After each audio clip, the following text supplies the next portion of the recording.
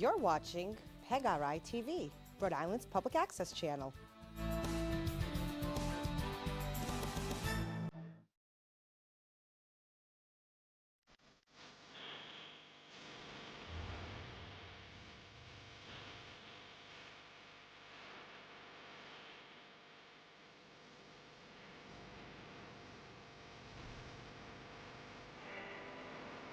Welcome to Jazz Talk, and we have a return guest, Cory Pesaturo, who actually called me to see if I was still alive, all that kind of stuff. Wishing you a Merry Christmas, Happy New Year. Happy New Year, that kind of thing. Yeah. A world-class accordion player, so welcome back to the show. Great to be back, Steve. It's been a while. Been a while, yeah. Yes. Yeah, so, what are you doing these days there? Traveling all over the place. Even I was in Saudi Arabia a month and a half ago. So Really? I'm Wow. traveling everywhere. And you played with the Boston Pops, is it? The recently? Boston Symphony last Symphony, week, last just a couple week. of days ago. Yeah, In yeah. Boston, yeah. Yeah, so everything from jazz to Egyptian music to classical music. Yep. That was Samuel Including Barber. appearances on the radio, AM and FM. Oh, yeah, with Gene Valicenti. He'll always... AM 630. Yeah, right. And 98.5 in Boston. And 98.5 in Boston. Well, you got everything, Steve. Yeah. You never Well, know when it might pop up. He actually performs in these studios as well. A Oh, couple really? of tunes, right? You play a few Oh, tunes yeah. with them. Yeah, yeah. So what's your palette of music? What do you, jazz, international flavored, world music? World kind of thing? music, yeah, because it's all encompassing. But I'm more known, I would say, for jazz, more known for. But I play far more Italian, French, and klezmer gigs than I do jazz. It's Yeah. just I'm more known for that. And I do, yeah, a lot of the world music, the Eastern European stuff. I love that stuff as well. Yeah. It's really a mix of everything. There's not one genre I would say I would do more than another genre. So, which is great. It just keeps it interesting. And when people say, Cory, how's touring life? It's like, well, I've never been on a tour. I do 100,000 miles of travel a year, but all of it is completely different gigs, totally unrelated. There'll be a trip where one day it's a house concert, the next day or weekend it's a festival, then it's a corporate gig, then it's a wedding. You know, it's just, they're totally different gigs, which keeps it fun. It keeps it fun. So you do all your booking? You have an agency do that? No, I've always wanted an agent. I do, but my whole life it's been me. Done it, yeah. Because agents go, wow, I've never heard anyone do what you do on accordion, but I don't know what to do with accordion, so good luck. Yeah, that's usually the response, yeah. And it's like, stop thinking. So you must just play Polish polkas. No, we don't. No. You can, but you don't. I can do polka. I don't usually, but I can, yes. Yeah. I know enough tunes. So do you do any GB, general business music? I was going to say, there's a classic term from the olden days, the GB gigs. Yeah. Once in a while, once in a while. Call up Marty Ballou, Dino Gavoni or something to throw some Rhode Island gig together. Yep. But I don't really play around here much. It's very rare I play around. Most of my gigs are in California somewhere. Oh, yeah, that's good. And I know you've done some CDs in the past. One of them was with George Garzone. And you played Italian music. Yeah, right. We did both at the same time, a jazz record and an Italian record, which all his fans are like, he did an Italian record with an accordion player? What the heck is going on here? But yeah. If you know the history, you know there's a tie-in to it. Yeah, there is a tie-in. And he knew all those tunes growing up, so it was quite interesting. He said, my mom used to sing all these tunes, So. Yeah. I had a guest here last August 29th, and she's originally from southern India, so she does her raga jazz, a combination of Indian classical music. There's like 500 ragas involved. So she intersprinkles her classical training and jazz and plays with people like John Patitucci and people like that. That's pretty good. She's on the Grammy committee. And well, she'll be at the Grammys in 2 weeks. I'll be there. Yeah. Run into her. So I should connect you with her, and you could play your accordion, do the mixes that, because she's always interested in mixing other musics. And for me, my epiphany, I guess, was maybe the year 2000, where I started thinking about jazz and it's a bigger tent, a wider tent, and it is the largest tent there is of any music because you can just about play any music with it. Italian, Greek, Armenian, Arabic music. You can do blues. You can do 100 different styles of Brazilian jazz, swing, post-bop, bop, bebop, you name it. The traditional jazz stuff. There's a lot of subgenres of it. A lot of subgenres. So, and the accordion has played a role in jazz history. It is, of course, the most famous jazz accordion player was Art Van Dam, who I only met once, and I didn't play jazz at that point. I was like 12 when I met him. I knew he was a big deal, but at least I found the video. My dad filming the camera. I got me and Art Van Dam. But today we still have Eddie Montero, who still plays as well as he's ever played, and there was Tommy Gamina. And there's Angelo DePippo. Angelo DePippo. Is he still with us? He's still with us. Yes, he is. yeah. Probably practicing his arpeggios right now. And as a result of seeing you at Shands, I ran into his brother, Michael, as you know. Yeah. And he used to come to see you. I don't know if he's still with us or not. No, he's not actually. Yeah. But yeah, he was always at everything I played at. He would always come. But it's a Rhode Island family, the DePippos. It is. His father, Silvio, had a store on Federal Hill, a music store. That's where they're originally from. And Angelo's about 96 or 97 now. He's way up there. Yeah, so he did a lot of soundtrack work, including the first CD for The Godfather 1, played the music on that. So. And he's in the wedding scene. In the wedding scene. There you With go. the glasses on, yeah. There you go. Yeah. Did you ever get a chance to meet him? Oh, yeah, I know him. I know him. I'd especially when I was young, a little kid just starting, I'd go down and meet him. I was petrified, though. In New York. Right, on Arthur Street in Long Island. Yeah. But I was so scared because his technique was just like... Phenomenal. Oh, God. It was I called him the machine gun. It was like the most he perfect literally, technique you've ever heard. And it's like jazz wasn't necessarily what he was known for, but he could do it. He just, there's nothing he couldn't do. Yeah. And did you ever do duo accordions with him? No, never did. No. And Gil Goldstein's down there as well. Probably the most well-known accordion player in terms of what he achieved outside of the accordion because he's such a famous producer. That's right. But some people forget that he's actually an accordion player. That's right. That lives somewhat near Angelo as well. Yeah. And have you found more acceptance with the instrument because you've had to plow through that's that Polish hokey crap that, that's what people, or the instrument that your parents forced you to play when you were 9 years old and you hated it. That was me, my dad. And put it in the closet where it collected dust. Well, no, I really, this is a thing that people will say in an interview, though, like they'll force it and say, no, the accordion's coming back, right? And it's like, no, it's absolutely not coming back. And it's almost getting worse. In the past couple of months, we've seen a commercial where you see a girl playing accordion in the background, and it's kind of in a silly way. Then you've had the Ted Danson commercial, where he double makes fun of the accordion in this one commercial, which is amazing because his wife plays accordion. And I had dinner with them a year and a half ago in Rhode Island, Ted Danson and Mary Steenburgen. Wow. And he seemed to, loves her, and she plays accordion, and he does a commercial where he bashes the accordion. Wow. A double take on it. And then there's a new commercial out in the past week where this girl's playing a horrible accordion in some health commercial. It's like, it just continues to be cool to hate it. We're still at that, I call a 51% mark, where it's still cool to not like it. And I thought the moment that would change it all was the Weird Al movie, which I was honored to actually do the accordion work in it. Anything that's not Weird Al, he's playing all his stuff. But in the movie soundtrack, it's me playing. And I said, if this doesn't explode accordion interest and I start hearing that accordion dealers around the country are getting calls for lessons, if this doesn't do it, I don't know what the heck is. And it didn't. COVID actually had a sizable impact. There were a lot of middle-aged people that were like, well, what am I going to do with my life? Or just work during the day at home. I'm going to take up accordion. There were a lot of accordion sales that happened during COVID.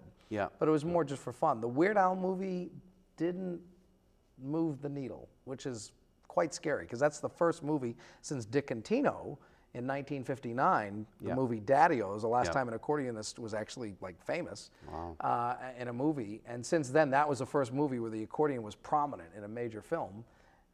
It didn't do anything. Yeah. Weird Al is huge, but the accordion interest in it is not connecting. So. Now, is this an American thing? Because it's mainly people who are into it, usually ethnic audiences that really respond to your thing. But is this American bashing of the instrument? Well, this is what's so interesting about the accordion. You could do 5 hours on the history of the accordion. Every country has a completely different history with both who was playing and what music, what accordion they play, and the popularity. Right. So in America, accordion kind of comes with the immigrants. It's big with Guido Darro in the 19-teens, 1920s. Dies out a little bit. Dick and Tino goes on the Horace Heidt show, blows up in 49, 50, 51. The accordion's massive because of Dick and Tino. Then the Beatles come, rock and roll comes, and it dies. And by 1967, you couldn't get a date if you played accordion. And it stayed that way until now, where it's just kind of bubbling along. Right. In Italy, people think the accordion is popular. No, Italy is like 30 years ago for us, where it's dying. It's still there. There are still young people who play. But it's like, oh, my grandfather plays accordion. Right. France, it's still strong. Scandinavia, it's still strong. Brazil, it's as strong as ever. Mexico, it's as strong as ever. China is exploding. It's going way up. Wow. Russia and Ukraine, both of them are huge accordion countries. There's accordionists all over the place. So every single country. Romania and stuff. Yeah, all the Balkans, absolutely. The Balkans, Romania, Bulgaria, Serbia, big part of the culture. So every country has a different history, again, on which accordion they play and if it's popular. So, like I said earlier in the interview, it was always brought up in disparaging ways in this country. Oh, your parents who made you play it, that kind of Since thing. Since the 60s, yeah. I actually had a cousin who played it too. He was kind of forced into it too. So, I don't know, maybe it's because they saw it on TV, their parents, and said, oh, my kid would be good at that, or something like that. In this country, I guess, there's got to be reasons why in other countries it's so strong. I get there was always an acceptance of it in all the countries you mentioned. Well, it was just so integral to the culture. I mean, and here's another country. In the music. And in the music, right? I mean, there's no instrument in the world that is so vital to so many cultures. And I'm not saying that it's in the culture. It's vital. It's like, violin is in a lot of cultures, pianos, but it's not vital. You can't have Brazilian, Argentine, Mexican, Colombian, French, Italian, any of the Scandinavian countries, German, any of the Balkan countries, on and on and on, without the accordion. You can't do it. And there's no instrument like that. Like Argentina, the tango music. Yeah. What do they call that? The bandoneon, form of accordion. Which is accordion. Yeah, it's in the because it's got the bellows on You can't have it unless you have the bandoneon. You can't do it. So it's so vital to so many countries. And Astor Piazzolla was Astor one of the Piazzolla. finest. It's hugely famous there. But there's a guy, I actually went and played his 95th birthday, Ilmar Kuljas, one of the accordion legends of America. He is from Estonia, and he left when the communists were coming in World War II. They fled to Germany. There's an interesting story. And he could only bring two things with him. They had 30 minutes to leave the house. He brought a bag of clothes and his accordion, because that's how important it was to him as like a 9-year-old that he had to do that. So, the culture, it's so important to so many of these cultures. You think, what kid in the world today would be like, I can only bring 2 bags with me in a war zone. I'm going to take the accordion. Never. That never happened. So I would probably, but it's not many that would. So and the other problem is the guitar. You can learn a couple hours to play for some girl you like. Learn a tune. Piano. You can kind of learn. It'll be bad, but it'll sound okay. The accordion's like the violin. It takes years to actually get good enough where you want to go play for someone and they're going to be, not throwing tomatoes at you. It's the violin with the tone and kind of similar with the bellows here. So you have to devote yourself for years. I'm going to learn this and really try. And a lot of people don't have that work ethic anymore. Yeah, that's right. It takes a lot of years. And with this Roland accordion, it also functions like a keyboard, so it gives you more versatility Yeah, in the instrument, so it allows you to, I guess, reach wider audiences than you normally would Oh, with yeah. just a straight accordion. Well, it's the benefit of, like we're talking about, the bar is so low. I love it. It's fantastic. It's like good. You think the accordion's down here? Fantastic. Give me 2 seconds. I'll play for you. Oh my! I didn't know the accordion could do that. Which is funny because electric accordions have been around since 1959, from what I can tell. Wow. And people still today, in 2026, don't know that there's electric accordions. But they saw as accordions started to wane in the late 50s, before it fell off a cliff in 63, 64, the accordion world saw already, all right, we better do what Les Paul did with guitar, we better start doing some electronics. Yeah. So there was early forms of that. They didn't get good until Recently. Ray Cavicchio, who still has his accordions up in Massachusetts, he was the first to really make a great electric accordion. And then Roland came out with one 20 years later, and now Korg, who I'm doing stuff for, Korg just came out with it last year. So luckily we have a couple of companies that are making PlayStation 7 accordions for us. So are they combination of digital analog technology in it, or is it just straight digital? So that's a good question, Steve, actually. So the early accordions were like electronics mixed with the acoustic accordion. There'd be like touch things underneath under the keys and sometimes under the bass, but more under the keys. The bellows didn't affect anything until really Ray did something, and then Roland. But these are called reedless. So there are no reeds. Everything is modeled. Everything is MIDI. It's all electronic. But you can have reed-in electric accordions as well. Some people like that because they still want the sound of the real accordion. But to me, it's like it's certainly good enough on the electrics that I don't need. If I'm going to do a recording, and especially the technology has gotten so good on these things. For sure. And it also gives you the versatility to play a little keyboard type of thing on this as well. Well, and I love playing the electrics because there's a whole other set of skills you need to play them properly. Because I use totally different techniques on different instruments. I play the vibes different than I play the electric piano versus different the way I'm going to play strings, different the way I play organ, different the way I play a saxophone, different the way I play the acoustic sounds. Or bass sound. I have totally different techniques, and I think differently in how I'm playing them. So it forces you to study in detail music in a different way that you wouldn't have to on the acoustic. So. And you normally play solo, right? And sometimes you play with companies. I prefer to play with other people. You know, it's way more fun to play music. Years ago, you played with Yasmin from Tunisia, far away. And she was an NEC student. Yeah, she was an NEC student. Like you. Steve knows everything. He's well researched. And you played with recently at the Blackstone, this woman that plays the violin. Maury Black, Maury Black, But then you got to know Leah Ziegler. That's kind of my main violinist, especially out in LA. We're going to do a ton of concerts. She can sing and play anything. But I love playing with big bands. So it gives you a lot of versatility working with a violinist, so where you can go. Well, and I'm controlling the chords, which is kind of, I get to still control the music. But I love playing with jazz big bands. I love playing with quartets.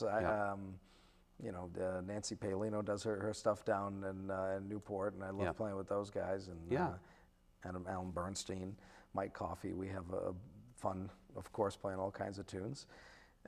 Music's way more fun to play with other people. It is. Play solo. And some of the material, if you listen to the ethnic music that we're talking about, basically it's folk music mostly. And a lot of it, a lot of Romania and all of those Baltic places, some of the tunes you could hear stories behind them where they dealt with persecution and this kind of thing. So there's some real depth to the things you're playing. Because I remember you sharing those stories when you were at the Blackstone. Well, all genres have all kinds of stories. The blues especially. That's why Russian music is so relationship. Exactly. Klezmer music is so sad, it depends. So where do you go if someone's interested in this history? Where do you go to on the internet? Or are there books that people can read about the accordion, the history, and I'm sure there's a lot of stuff Well, out there. I there. mean, geez, if you wanted to read the history of the accordion, the golden age of the accordion is kind of the golden book of its history. Is really, really well done. Right. That's been around for a while. It's kind of the Bible. Is that something you use at NEC for your studies? No, I should probably buy one and give it to NEC, honestly. Because Okay. I don't think they have anything there for that. And then my buddy Bruce Triggs out of Vancouver, Canada, he came out with a book on the history of the accordion that is really, really well done. But those are the only two books. There are other books about accordion history that I'm like, oh God, no. So But those they, AI doesn't know that much, which is funny. There's not Yeah. much out there for AI. No, I'm sure AI there is isn't. good with accordion history, but not yeah, the best. yeah. So the books that you would recommend, are they something you're gonna have to get a bank loan to buy, or is it No. fairly inexpensive? The I guy- can't mention the prices, but they're reasonable, like a price of a dinner or something like that, a modest place. So. I think, well, Bruce's book, I don't think is, you probably find online. The Golden Age of the Accordion, I don't know how many are out there, so that one could be hard to find. Yeah. But that's, yeah, I know, that's really, at least on American history. I don't know, there's going to be way more books on the history of the accordion in Italy because, 90% of the accordions that exist in the world were made out of one town in Italy. And even the electric ones, both the Roland and the Korg, are made in towns very close to that town, Castelfidardo. So it's like all of accordion history is in one area of Italy. So there's many books on that aspect. So your training was just performance, so not so much history, so you had to do your own research. Oh, I on just the always history. interested in the history. Anything I go into, I want to know the history of it. So, it baffles me when anybody's going to learn. You're going to pick up an accordion, and they've played it for 6 months to a year, and they don't know anything about the accordion history, or someone will introduce them to me, and they have no idea about me. It's like there's hardly any young accordion players anywhere. How can you play accordion? You don't know. You don't know some of these names. Yeah. Like this is not guitar with there's 10 million great guitarists. I mean, No, there's right. so few accordion players. Like, Right. don't you want to know the history of it or anything? Yeah. And I got to know at least when I was young. I think these there's guys. a tie-in though with people like yourself, and then so I want to pick up the accordion, but they don't do the history. They're the ones who will end up being in the closet, and the people who do the history are the ones who will end up playing it for as long as they can. And it's so easy today with AI and the internet and YouTube to research in detail everybody's playing. There's so many videos that have come out, especially you're saying the Balkans. Yep. There's many of the best accordion players that have ever existed are just folk guys that did wedding gigs in the Balkans. And if it weren't for YouTube, we wouldn't have known about many of these people. So now we do, and we can study them in slow-mo and everything. Were there any classical bands, orchestras that use the accordion? Classical bands? Yeah, like classical music? Yeah, no.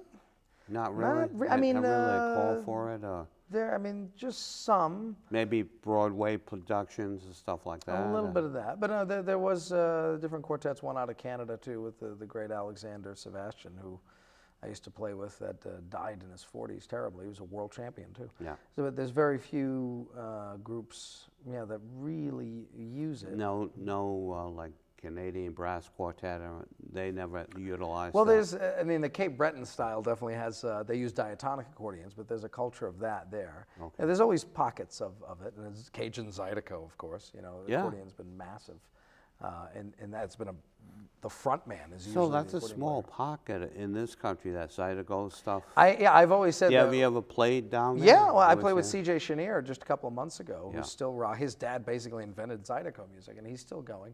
But I always said when the accordion died in the 60s, the one area that it survived Was there? was Lafayette to New Orleans and Cajun Zydeco. It never went out of style there. And, of course, in the polka world in Ohio, Pennsylvania, Wisconsin. All the that was there, heavily Polish areas and Right. German areas. Yep. Yeah. It's always survived there. Jazz, no, it went away. It went away. Yeah. But people were still doing it, of course. So, Yeah. yeah. So have any projects coming up, any kind of performances that you're going to be doing in the coming? I know, in the Rhode Island area. Where? No, I mean nothing right now. There's a You lot should of call stuff. Russell to get a. Yeah, I Russell. know. You gotta do something around here. And John in Woonsocket. And John in Woonsocket, I know. See if McKee calls for some event. I'm sure I saw it pop up. Or Gene, me and Gene are always working on stuff. You can always hear me on his show. But I don't know. A lot of stuff that I do around New England is more private. It's not too much in the way of public stuff. It's usually out west or Texas or Chicago. I've done a lot recently, Milwaukee and such. But again, my career, you never know. Like Saudi Arabia calls it, "Are you around in 2 weeks?" You know, you don't know where the heck I'm going to be, which is the fun of it. And another aspect is how you advertise yourself. So people from Saudi Arabia, how did they find you? Well, that one was more, that's kind of a unique case. Usually it is word of mouth and people that have seen me, and I keep in contact with everybody, check in here, there. People find me. If they look for accordion, they'll find it. Now, Saudi Arabia was an interesting case where they just said, we need the most versatile accordion player in the world, and whoever went and researched was like, that's the guy. And they called, and I got along so well with them. We had an amazing time. So then they called me back, and then they asked me for top musicians around the world. Who should we bring in for this? Right. You know, they can fly anybody in. So it's been cool working with them, and they put on these massive concerts, 120-piece orchestras of people from all around the world. Wow. All around the world. Wow. The first time the whole brass section was from Ukraine, and you know, then all these Ukrainians are coming up to me, "Thank you, America, for everything." I'm like, "Oh, hey, welcome." So and you told them, "I know how to play your music too." No, they were great. The Ukrainians are awesome. All brass section, you know, killer. But they're big music fans, and they love the accordion. So what kind of education did you get from NEC, leading you to this? You know. Well, I mean, when I went to NEC, I mainly only knew accordion music, which is its own genre in itself, as we all learned growing up, and Italian stuff. That was kind of it. I could play some jazz arrangements, but they were preset solos. They were not me improvising. It was preset solos. I got the students to think, "Oh yeah, you can play jazz." No, I couldn't. So I mainly was trying to learn jazz in theory at a deep of a level as I could. But at the same time, when I was in the contemporary improv department, I couldn't be in the jazz or classical. At least they accepted me. Berkeley laughed at me. That's a whole other story. But NEC was like, "Well, we don't know what to do with you, but we want you to come here." I was like, "That's good enough for me." So, but most of the time I was spending trying to learn as many genres as possible. Hank Osnetsky threw me into klezmer, and that's how I got into klezmer and started doing that. And then from there I learned more of the French stuff, and then learned the Brazilian stuff, and then went all over the place to learn music. So the NEC did a huge number on getting me to play all kinds of different music from around the world. I'm sure you're incredibly grateful for that too, as well. It adds so much to you playing. Yeah, and just for them accepting an accordion player. Yeah, that was big. Yeah. It's funny how all the places on the planet, this is the only country that still looks at it like it's some dorky kind of thing to do. There are others. It's just more interesting in America because it was the biggest instrument only 75 years ago. It was the biggest instrument in the country. Right. So it's not like, oh, it's always been made fun of. It was at the top. It was bigger than guitar. I guess from the 60s on, it became a kind of a joke instrument. Yeah. But even in the 50s, and I have some of them, they had Guitar and Accordion magazine. Because in the middle of the 50s, the guitar and accordion were equally as popular, which today is unimaginable. Yeah, but that was completely unimaginable. So it's more a sad story of what's happened. But I'm doing everything I can to bring it back. And with that, we have to end the interview. It's over as we started. So thank you, Cory Pesaturo, for calling me up and having you back on the show. It's always fun to have you on. And I'll be in touch with you soon. Oh, okay. Something else. Definitely, Steve. Yeah. Take care. Stay tuned for another show of Jazz Talk. Jazz Talk with and Steve we're supposed to have Tish Adams back. Okay. There you go.